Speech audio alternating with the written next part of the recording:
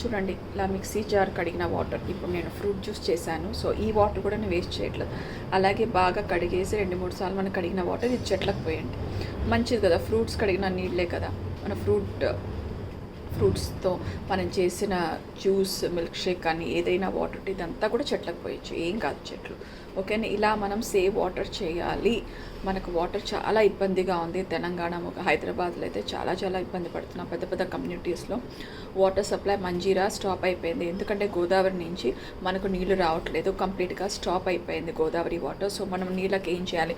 Tankers కూడా చాలా చాలా డిమాండ్లో ఉంది.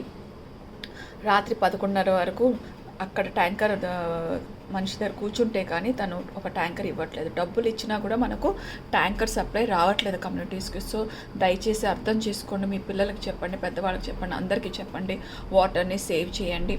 అలాగే మీరు కానీ ఇంట్లో బట్టలు మీ పనమ్మాయి అయితే ఉతికిస్తే ఆ జాడించిన నీళ్ళంతా మీరు కమోడ్స్కి యూస్ చేయండి, బాత్రూమ్స్కి యూస్ చేయండి, వాష్రూమ్స్కి యూస్ చేయండి. ఇలా మనం ప్రతి చోట వాటర్ని సేవ్ చేస్తూ ఉంటాం. ఆరో వాటర్ని కూడా మీరు కింద వదిలేదు, ఒక బకెట్ పట్టుకొని ఆ నీళ్లు చెట్లకు వాడుకోండి.